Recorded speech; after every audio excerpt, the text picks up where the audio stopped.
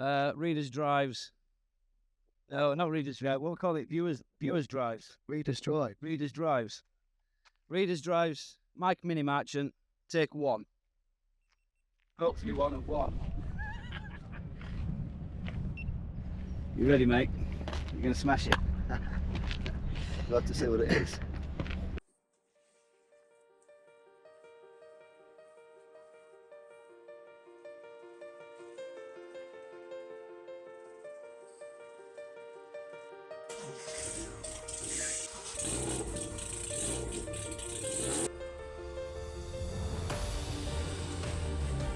You can see where you're in shot there. I can't see anything with these glasses. Welcome to the first in the series of Readers Drives. Today we're with Mikey, who Hello. is the M of JM Garage. Without Mike in the projects, none of this would have happened.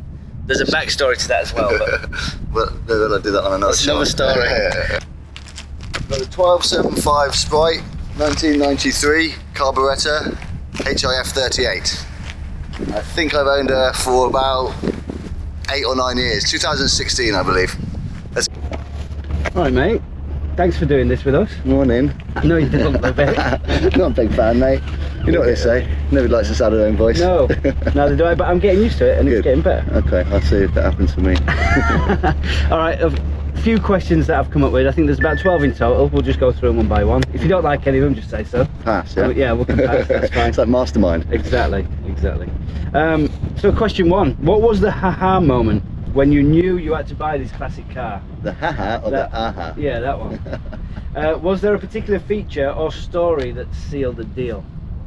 Well, when I first moved to France many moons ago, I was like, immediately I was like, I want to get a Mini. Yeah. Great place to have a Mini. Cool, like coastal roads, mountain roads up the back, everything like that, and also something to do. 'Cause Had you had Minis before? My first car was a Mini. Nice. Yeah, that's There you another go. story. Yeah. Yeah, we won't ask what happened to that video on this one. Well, yeah, that'll be another question, I'm sure. That's question 13. Yeah. So I trawled the internet for about a year, Okay. like no word of a lie. I was like, I've got cash in my pocket. I know Yeah. what I want. I'm not going to dive into something. And yeah, I just looked online on the announces, like Yeah. Le Bon Coin, for like almost a year, I would say. Okay. Like almost daily at some points. And then this car popped up one morning, and I was like, there it is. That's the one. What was it that? The styling that first got my attention. It was all black. It was sat a little bit low, had big arches on it, had the 13x7 wheels. deep dish mini lights. It just looked awesome, like bullet mirrors. Oh yeah. Yeah, it looked awesome, man. Interior was all black. The price as well was like almost my budget. Reasonable, yeah. Yeah, it was just a little bit over my budget, like 500 euro over, but I was like, Did you manage to knock the guy down? I or can, you I, just- yeah, I was like, I can knock this guy down. Shave So, it yeah. off. So I called him up and actually decided to put the ad on and go on holiday for two weeks. So he was like, I'll be back in 2 weeks' time. Classic. And I was just like, seriously? Like, Yeah, who does that? yeah. Who does that? I said, well, I really like the look of the car. I'm really interested. I've been looking for a long time, and I want first refusal. Oh, nice. He was like, Yeah. it'd only been up like 2 hours, this advert. Like, you Oh, know what wow. I mean? Wow. So he was like, yeah. Who does that? Goes on Yeah, holiday? I know, right? Crazy. So that was the scoop, and then 2 weeks later, sure enough, he messaged me up and he said, all right, I'm back. Come down to Cannes and have a look at the car. I took a mate with me to drive me down there because I was like, there's a strong Coming back with it chance I'm today. coming back Yeah, with this yeah, car. Big wedge of cash in the pocket, and when he pulled it up outside, well, I heard it first before it came up out of the underground parking. I was like, oh, that exhaust sounds good. You know, underground parking's making sound good anyway. Like, and then it came up, and I was like, oh, mate. In my heart, Done I'm deal. like, It's a done in my deal, heart, I'm mate. like, take my money, and in my mind, I'm like, I've got to get this guy down $500 here, like, you know. Had a quick look around the car, checked under the carpets and stuff for rust in the boot, etc. All the stuff, right? And I was like, oh, it looks good, sounds good. Let's take it for a drive. Did about 15 minutes up through the back hills of Cannes. Yeah. Lots of windy roads, grinning from ear to ear, absolutely buzzing. Lovely. I was like, listen, Christoph, I like this car, mate, but I'm 500 short. Yeah. So I've got cash in the pocket now. Will you take it? Let's go. And he was like, it looks like it's going to a good home. Done deal, mate. Done deal, Done mate. deal. Yeah. That's so awesome. drove it home. Congratulations. I got back to the hotel and the wife was there, and I was just like, Look how happy. I've got a photo of me, like 12-year-old boy, mate, grinning. We'll find that photo. We'll put Yeah, that photo I've got up. it somewhere, man. Yeah. We'll dig that out. I think I've seen it many times. So yeah, that was the aha moment. Nice. Was that a long time coming? Question 2, if you had to describe your car as a personality, for example a friend or a celebrity or a character, who would it be and why? Wow. Let's go back to question 1, shall we? And what happened to my first Mini? Oh, there we go. I think this car would be 17-year-old me. Oh yeah, yeah. Yeah, this is the car I probably... Bashful, playful? This is probably the car I would have had if I had not been so stupid as to crash my first Mini. I probably would have got addicted to them at an early age, and this is probably the car I would have turned into. Driving. It's a little bit boy racery. Yeah. You know, it's low, it's wide, it's mean looking. Yeah. That would have been me, boy racing around, but unfortunately I had a driving ban, so I wasn't driving anything. Fair enough. Fair enough. That's cool. That's cool. Yeah. All right. Number 3. What's your favourite thing about driving this car? Can you share a memorable experience you've had when behind the wheel? I think you've had a few memorable experiences. Yeah. My favourite thing about driving this car has to be the reaction you get from other people. Yes, mate. Other people, when you're driving down the road, people on the street looking, waving. How many cars must have passed us in the last 2 days? I'll tell you, yeah. We should have done a little tick box for how many thumbs up we've got from new cars, old cars, motorbikes, police, everyone just all the love, mate. Just love left, right and centre. Everyone's got a story as well. When you're in the street, people stop, they chat. Oh, my first car was a Mini, or my dad used to have a Mini, or I remember everybody's got some sort of connection to Mini. Their grandma had one, or their auntie had one, or always wanted one. So I think that my favourite part is the joy that it brings to other people. You never see a face not smiling as you go by. No. Absolutely. Unless you're cutting them up. And even that lorry driver trying to send me off the road the other day. A memorable moment in this car is this trip. 100%. I think it's going to be this trip because it's been epic so far.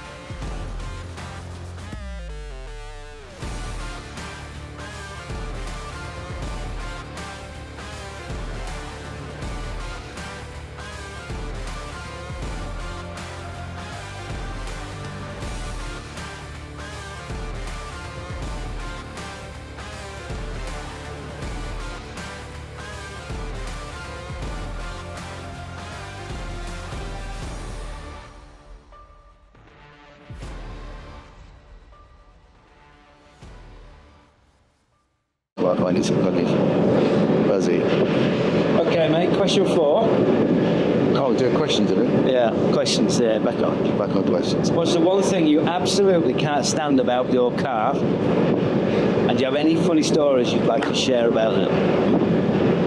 I only get to choose one thing. Well, whatever you want, mate.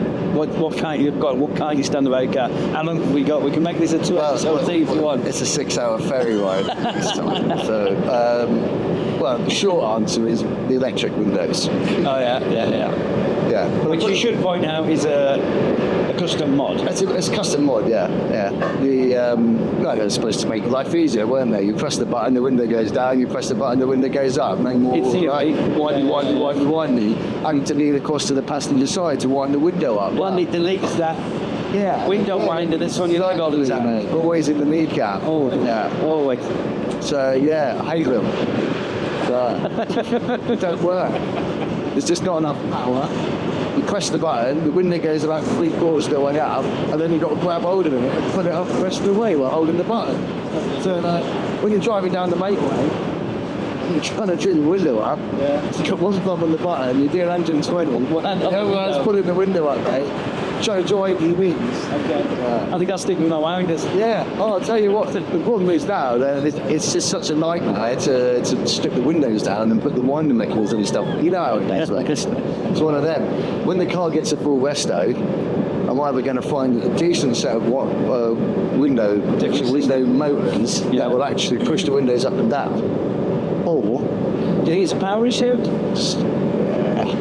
Maybe we try isolate them onto a separate battery. So there's like a cable.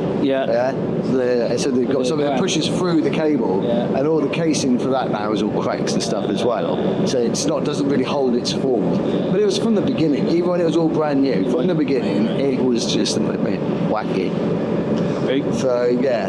Okay. And what a funny story about those windows? Well, the funny story is I put them in thinking it's going to make my life easier, and it hasn't. It's made it worse, and I've never got around to taking it out. I've had them in there for years. That's the worst part of it.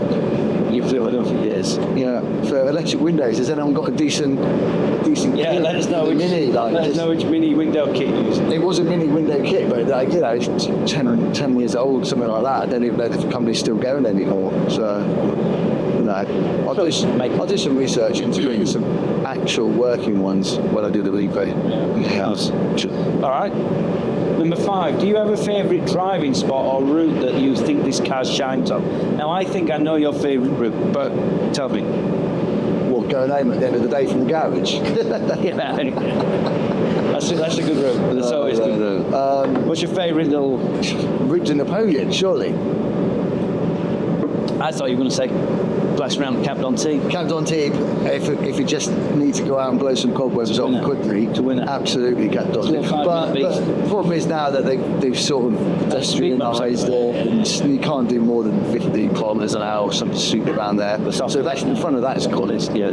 But route to Napoleon, it's good fun. We always go out there together as a group. Yeah. There's usually some lunch venue involved. Always a lunch. That's my favourite route. My favourite route is one with a lunch in the middle. Absolutely. Yeah. You've got a destination, you go up there, you have a decent feed, and then you come down at the end of the day and you're ready for an afternoon nap. Happy days. And when you get some good blast out, the view's good up there. There's roads are made, they do the rallying and stuff up there, they're made for minis, mate. It's brilliant. Love it. Into Napoleon, mate. There you go. Question 6. What unique feature or quirk does your car have that people don't know about? Now, you've just told us about the electric windows. That's definitely unique and quirky. Yeah. Not a lot of people know about it until they go alongside you and see you doing this, like trying to put your window up. I even leave the windows open most of the time. Yeah, it's just can't be bothered. Because if you turn the ignition off as well, mate, you've got no power to it, right? You've got to keep the ignition on. Oh, mate, I'll tell you. Something quirky. The glove box on the dashboard, which I've made myself, I used washing liquid, like Ariel. Washing detergent, Ariel up there. Yeah, that's my glove box, mate. Was that the hinge as well, the whole thing? Yeah, the whole, nice. Nice. But it's on its last legs now. It's held on the gaffer tape, so I mean, it looks great. It looks great from the outside, mate. Yeah. That's unique. Good from afar, but far from good. And number 7, how does owning this classic car fit into your lifestyle? How do you use the car? Is it a daily? I know the answer, but is it daily? Is it a once a year thing, or special occasions and stuff like that? I feel like you use it more at the moment for another reason. Yeah. I would. Yeah. Let's not talk about that. That's another video. Yeah. Oh, that's a whole new video. That.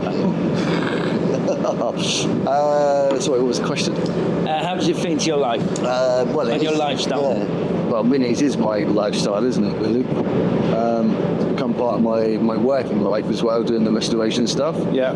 So, I mean, without minis, we wouldn't be having this conversation right now. Correct. We wouldn't yeah. Correct. So wouldn't make our parents driving around Cap d'Antibes. 2015, 16, like that. That was many moons ago. Yeah. We would never had the garage. We wouldn't have had the garage if it weren't for minis. Absolutely not. So for me, it's a pastime, it's a lifestyle. It's a hobby. Yeah.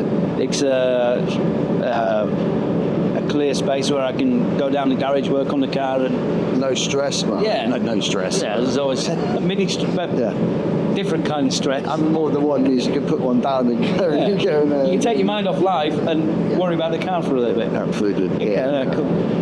Do I ask more? Do you actually do one more? Yeah. I've got one more in me. If you could go back in time, would you make the same decision about buying that car or not? And why or why not? 100%. Yeah. Oh, mate. She has never really skipped a beat. The entire time I've had her. Her features have changed, but I've never touched the engine. Oh, okay, I put the stage 1 kit on it when I first got it. Yeah. But That's all right. yeah, that's standard, mate. That's not That's really... what you do. Buy a passenger. But never had the engine out, never had the subframes off, never done a full strip down and rebuild. Is that in the pipeline? It was going to be this winter, but I got new projects for this winter. Yeah. Which will be on the channel. That will feature. We'll feature that one. Yeah. So yeah, it was going to be this winter, but I've done a few things for this trip to get it out of the state disrepair. All new suspension, changed all the bushes, all new gaiters, upgrade the brakes, put the 10-inch wheels on. Had to do a 7.5 disc conversion for that. I changed the seats for more bigger, bulkier, more comfortable seats. All really for this journey, because in the driven her as she was.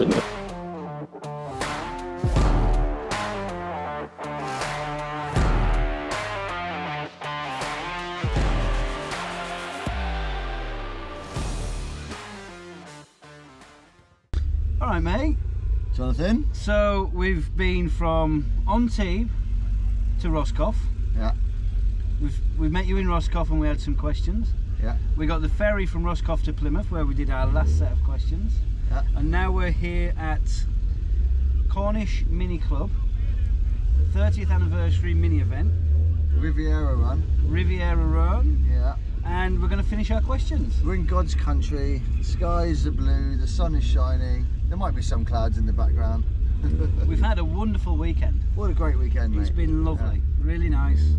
And can I just congratulate you on second place in the show and shine, please? absolutely. Well done, sir. I'm super happy for you. You should be congratulating us. Us. Yeah, What a great car. What a great car, mate. What a finish to the weekend. Just Second place in class. to win that, mate. Yeah, stoked at happy. that. Super Stoked. happy, mate.